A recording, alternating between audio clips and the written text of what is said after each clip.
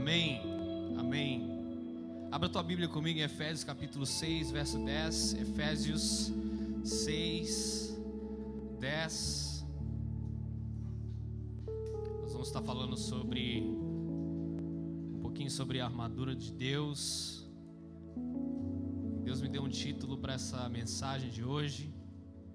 E o título é Coloquem as sandálias. Vira para o irmão que está do seu lado e fala: coloque as sandálias.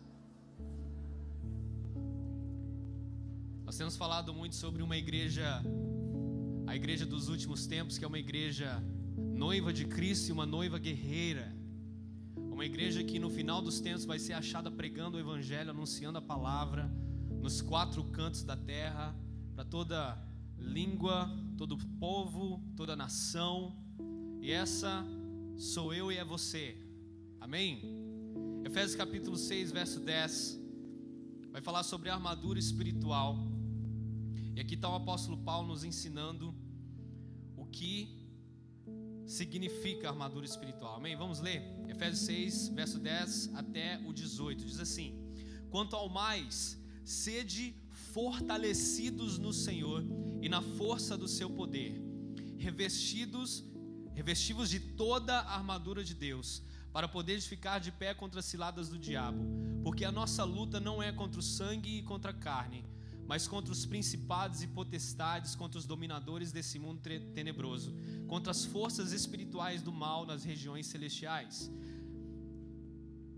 Portanto, tomai toda a armadura de Deus, para que possais resistir no dia mau, e depois de teres vencido tudo, permaneceis inabaláveis. Esse versículo está dizendo: tomai toda a armadura de Deus. Não 50% da armadura, não 30%, não 80%, mas toda a armadura de Deus, para que, tendo vencido tudo, permaneceis inabaláveis. Estai, pois, firmes, cingindo-vos com a verdade, investindo a couraça da justiça, calçai os pés com a preparação do evangelho da paz, embraçando sempre o escudo da fé, pelo qual podeis apagar todos os dardos inflamados do maligno. Tomai também o capacete da salvação, que é a espada do Espírito, que é a palavra de Deus. O capacete da salvação e a espada do Espírito, que é a palavra de Deus, com toda oração e súplica, orando em todo o tempo no Espírito, para que com isso estejamos vigiando com toda perseverança e súplica por todos os santos. Abaixe sua cabeça, vamos orar. Pai, a tua palavra, ela foi lida, e nós honramos ao Senhor pela tua palavra. Obrigado, Senhor, porque nós estávamos perdidos e a tua palavra nos alcançou. A tua palavra, Senhor, é a verdade, e conhecereis a verdade vos libertará. Obrigado, Senhor. Eu declaro sobre esse ambiente agora, um ambiente, Senhor, onde todas as mentes são cativas ao Senhor. Nós repreendemos todo espírito de distração nesse momento. Dá ordem, Senhor, a quantas legiões forem necessárias a respeito desse culto. Meu Pai, que seus anjos estejam cercando essa igreja agora, cercando também, Senhor, aqueles que estão nos acompanhando pela internet. Que essa palavra venha entrar como uma espada de dois gumes, separando juntas e medulas, corpo, alma e espírito. Fala aos nossos corações, nós te pedimos. Espírito Santo, tu tens total liberdade para fazer o que o Senhor quiser nesse lugar. Enquanto nós pregamos essa palavra, abre olhos espirituais e ouvidos. Nós precisamos te ver e te ouvir. Cura corações, cura mentes. Marca-nos nessa noite, em nome de Jesus. Amém. E quando o apóstolo Paulo estava ensinando a respeito da armadura de Deus, ele estava falando para a igreja em geral, mas para mim e você como indivíduos, nós precisamos colocar essa armadura. Por quê? Porque nós estamos em guerra.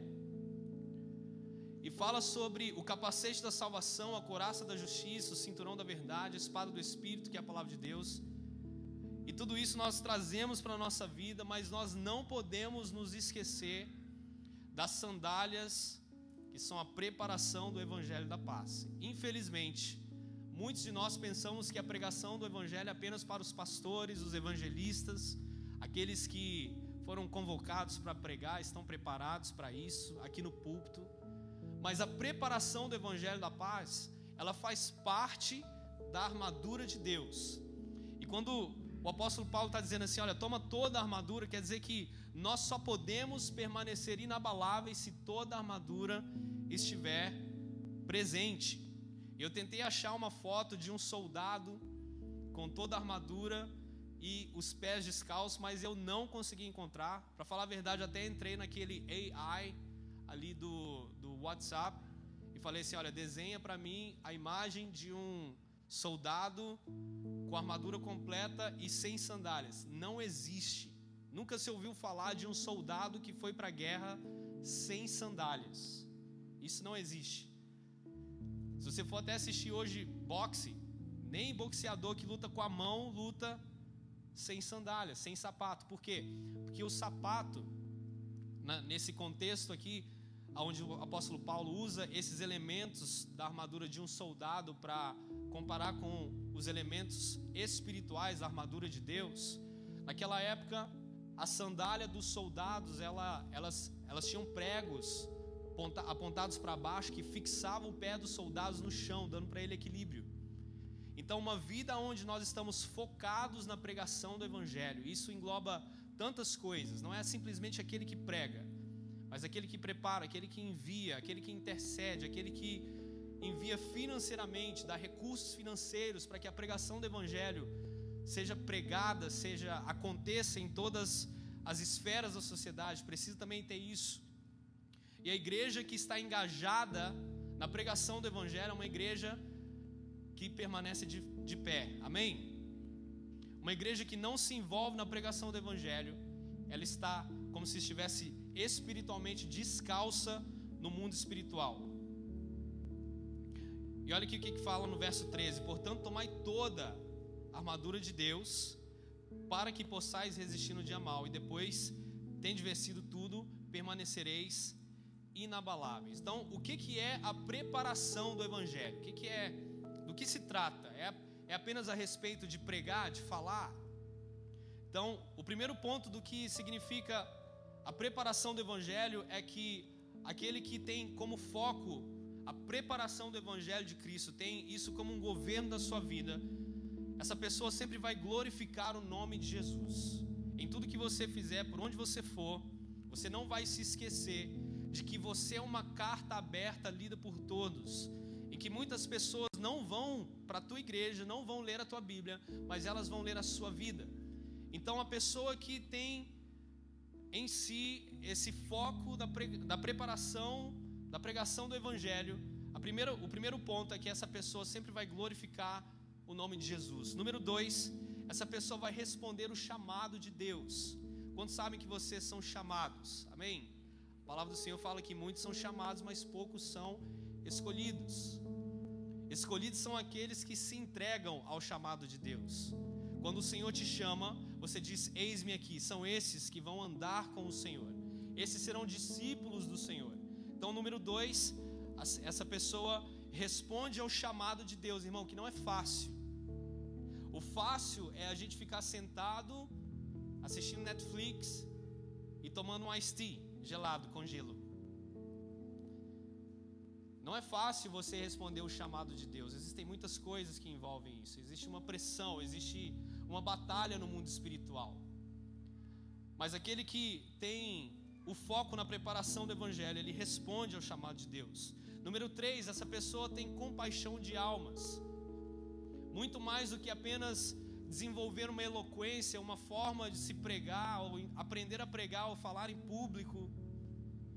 A pessoa que prega o Evangelho, ela não é guiada por essas coisas, porque qualquer um pode fazer uma aula de eloquência, qual que é a palavra?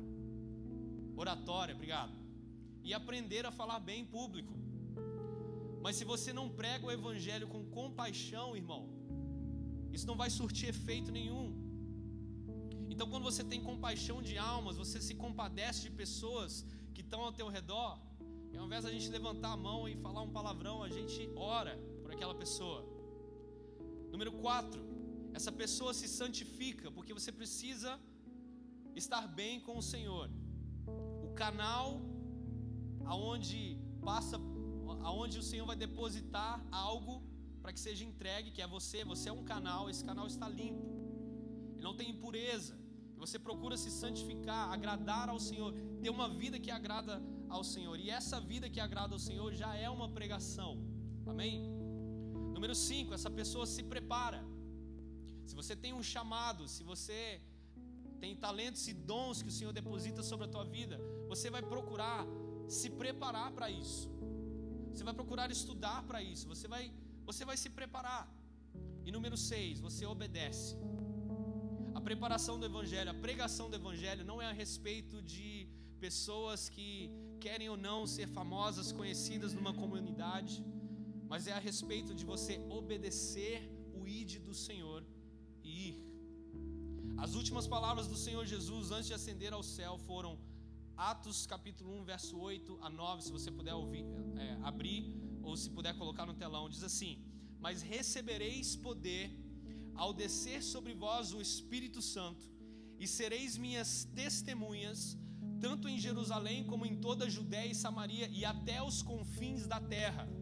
Ditas essas palavras, Jesus foi elevado às alturas, à vista deles, e uma nuvem encobriu os seus olhos. Isso aqui foi antes de Pentecostes, antes do Espírito Santo ser enviado para a igreja.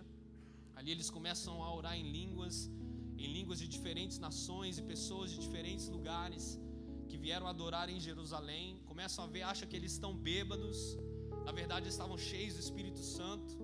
Pela primeira vez o Espírito Santo, a promessa do Espírito foi liberada, o Espírito Santo foi liberado sobre a igreja. E o resultado disso é que Pedro se levanta, ele começa a anunciar a palavra e 3.000 pessoas se rendem aos pés de Jesus.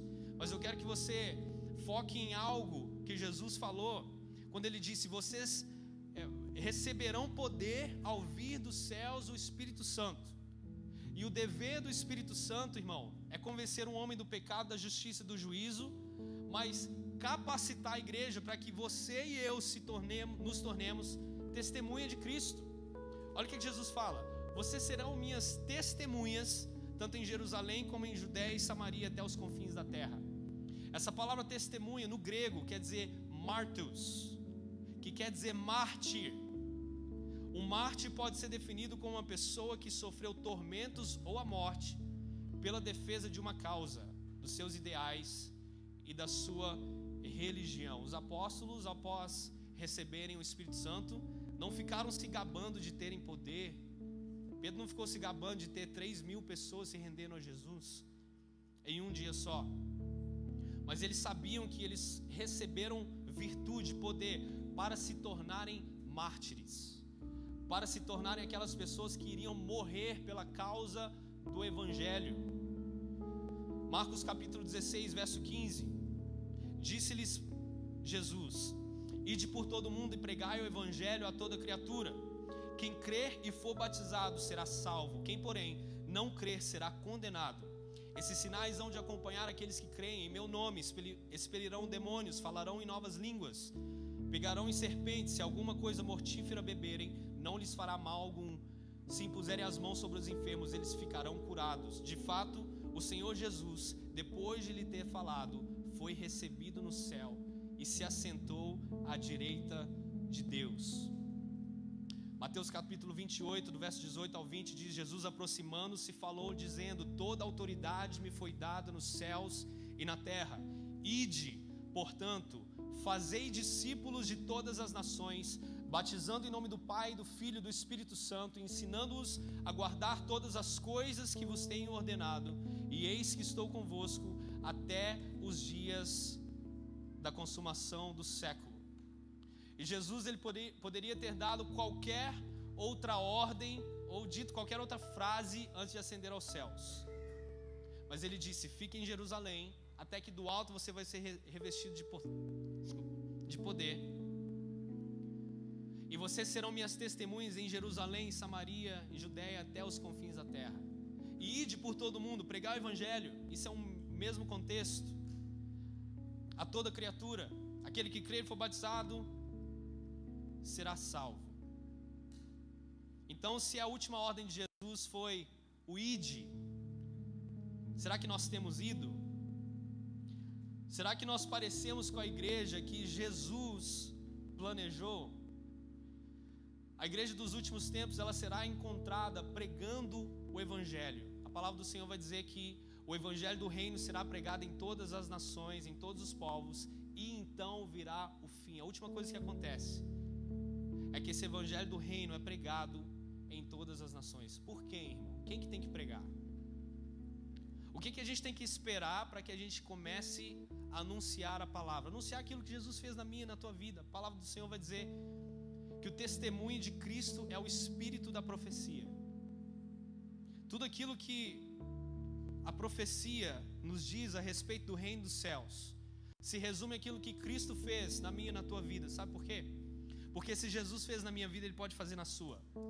Se Jesus fez na sua vida, Ele pode fazer na vida do teu companheiro de trabalho, na sua escola, na sua empresa, na sua casa. A igreja de Cristo foi chamada para manifestar o reino dos céus na terra e preparar o seu caminho até que Ele venha. Cada um com seu chamado, com seus dons, com os talentos. Romanos capítulo 10, verso 4 diz assim: como, porém, invocarão aqueles em quem não creram? E como crerão naquele de quem nada ouviram? Como ouvirão se não há quem pregue? E como pregarão se não forem enviados? Como está escrito: quão formosos são os pés daqueles que anunciam boas novas. Quem tem os pés formosos aí? Quem tem um pé bonito aí que está pregando a palavra, evangelizando? Então eu quero falar para você como calçar aos pés as sandálias da preparação do evangelho. Ponto número 1: anunciando o evangelho. Fala de Jesus, irmão. Sabe aquilo que você leu na palavra? Tem certeza que vai servir para alguém nessa semana. Claro que primeiramente para nós, mas quanto mais a gente se aproxima de Deus, mais Ele se revela a nós, mais nós podemos falar dEle. Primeiro ponto para a gente calçar aos pés as sandálias da preparação do evangelho. E lembre-se, nós só estamos totalmente 100% protegidos com a armadura se nós estamos tendo parte nisso, anunciando o evangelho. Número 2, preparando pessoas para ir. Talvez você já não consegue mais anunciar a palavra, mas talvez você chegou em um nível espiritual onde o Senhor já te capacitou para treinar pessoas para irem e pregar o evangelho. Isso faz parte de estar calçado com as sandálias da preparação do evangelho. E número 3, intercedendo por pessoas e por quem vai pregar. Já contei meu testemunho várias vezes, não vou contar ele todo de novo, fique tranquilo. Mas eu fui alcançado por Jesus através de um jovem de 15 anos. Enquanto eu zoava dele na escola, ele orava, intercedia, jejuava por mim. E ele nem pregou a palavra para mim, outra pessoa me convidou para vir à igreja. Mas essa pessoa estava orando e intercedendo por mim. De repente você não tem o dom de pregar a palavra, it's okay. Mas ore por alguém, interceda por alguém, convide para vir a um lugar onde o evangelho está sendo proclamado. E número 4, quarto ponto, pelo qual nós podemos calçar os pés as sandálias da preparação do evangelho da paz, é financiando a obra do evangelho, financiando a obra do reino. E o reino de Deus, ele funciona assim: ou você entra no abismo e você retira daquele lugar alguém que está naquele abismo, alguém que está no buraco, ou você segura a corda para alguém que vai entrar lá dentro. Vou traduzir: ou você vai ser aquele que vai na linha de frente, vai pregar o evangelho, vai anunciar o reino, ou você vai ser alguém que vai enviar, você vai treinar, você vai interceder, ou você vai financiar o reino para que isso aconteça. Lucas 16, verso 13 diz: ninguém pode servir a dois senhores, porque ou há de aborrecer a um e amar ao outro, ou se devotará a um e desprezará ao outro. Não podeis servir a Deus e as riquezas. Pastor Lourenço falou sobre isso no domingo. E Newton e pastor Marcelo Franco são testemunhas de que Deus já estava falando comigo a respeito disso algumas semanas atrás. Eu falei, ok, já entendi que é isso que eu tenho que falar. Amém? Mas irmãos, nós estamos num lugar onde nós conseguimos alcançar os nossos sonhos financeiros, nós conseguimos as nossas realizações, talvez coisas que a gente sempre sonhou. Nós estamos num país abençoado, amém? Nós estamos num país próspero, onde se você trabalhar, se você gastar menos do que você ganha, você vai prosperar, você vai crescer. E Deus quer nos abençoar, sim ou não? Você acha que Deus quer te abençoar? Mas, irmão, nós não podemos perder o nosso foco. Jesus não morreu para que eu tivesse uma grande casa. Jesus não morreu para que eu fosse simplesmente uma pessoa que tem dinheiro na conta. Jesus morreu porque um dia eu estava indo para o inferno. E Deus precisou enviar o seu Filho unigênito para que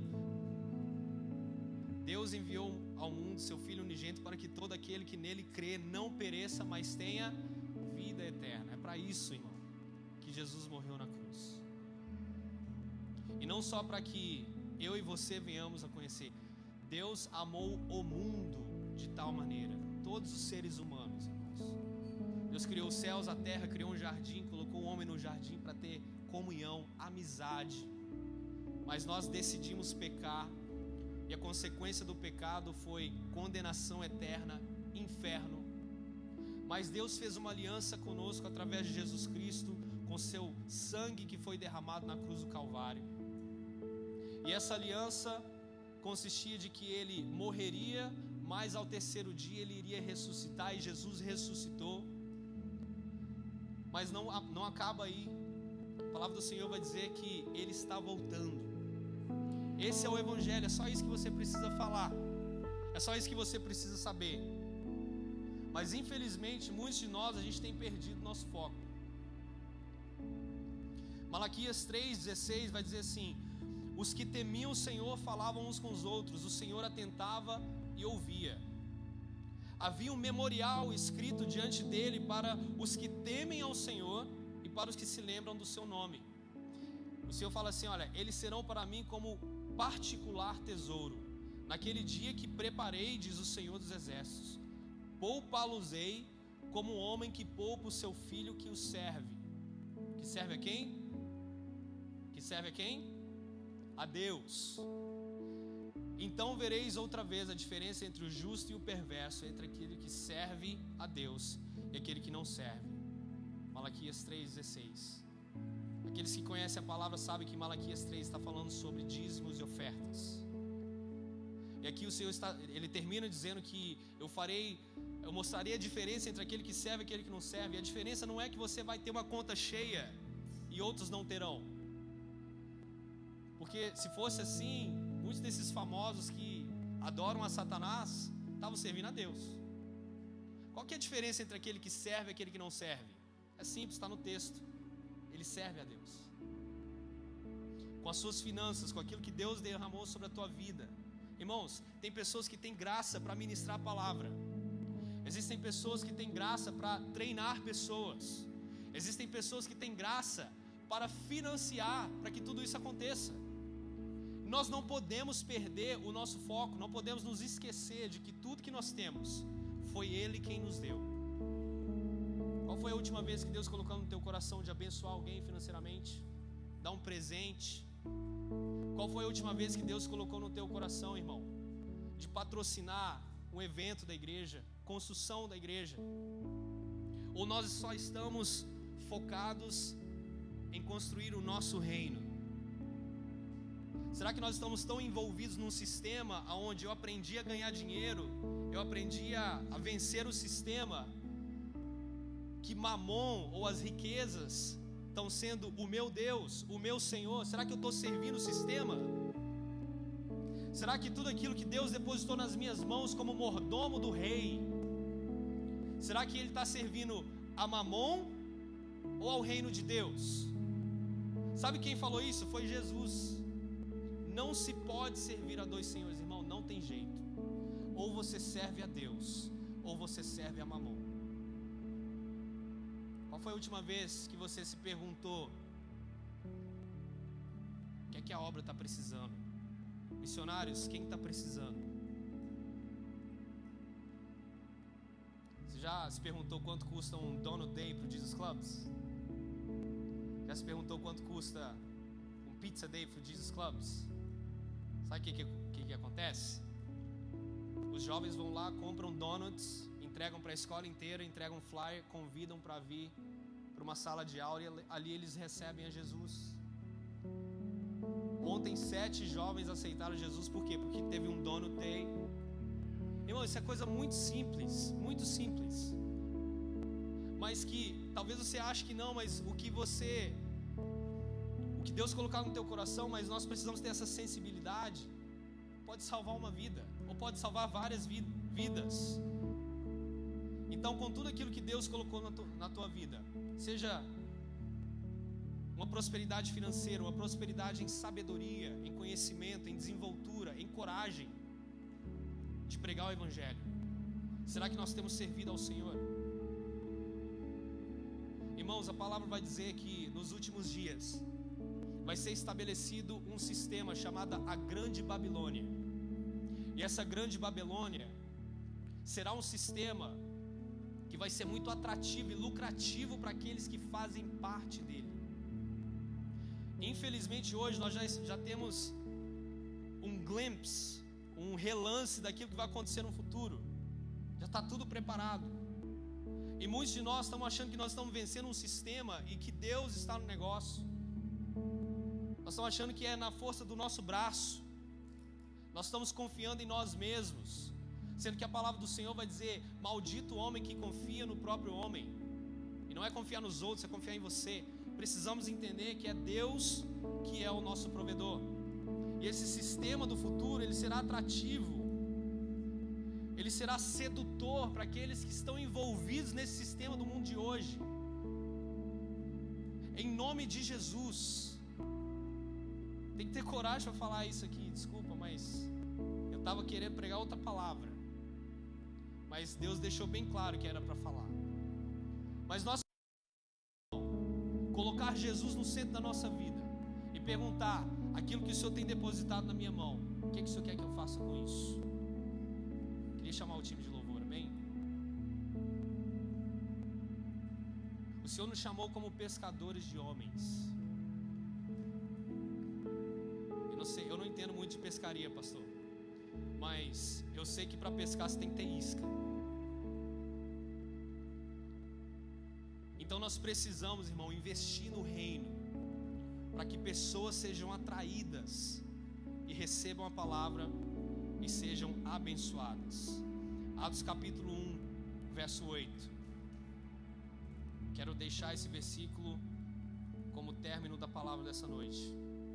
Mas recebereis poder ao descer sobre vós o Espírito Santo, e sereis minha testemunha, tanto em Jerusalém, quanto em toda a Judéia e Samaria, e até os confins da terra. Ditas essas palavras, Jesus foi elevado às alturas, à vista deles, e uma nuvem encobriu os seus olhos. Até os confins da terra. Envolve o seu emprego, envolve a sua casa, envolve a sua escola, o seu college, o seu trabalho, aonde você for, irmão. Quando você for no mercado e o Senhor te incomodar para falar de Jesus para alguém, quando Deus colocar no teu coração para orar, por interceder para alguém, para pregar a palavra, para abençoar alguém, porque eu não sei se você sabe, ainda estando na América, existem pessoas que passam dificuldade, irmão. Vamos ser sensíveis ao Espírito Santo de Deus. Pregar o Evangelho em todas as nações, inclui Hyannis, inclui Cape Cod, inclui Massachusetts e a Nova Inglaterra. Queria convidar você a ficar de pé. Eu quero convidar os pastores a vir aqui na frente.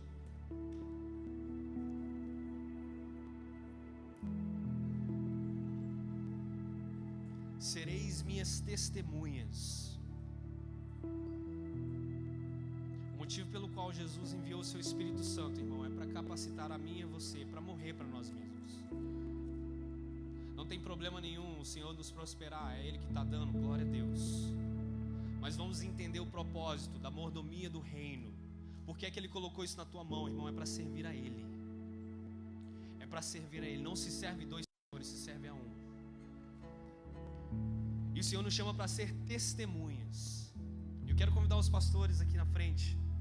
E quando você vier, eu quero que os pastores nos ajudem em oração, para que verdadeiramente o Espírito Santo venha sobre nós, para que a gente venha se tornar como essas pessoas que morreriam pela causa do Evangelho.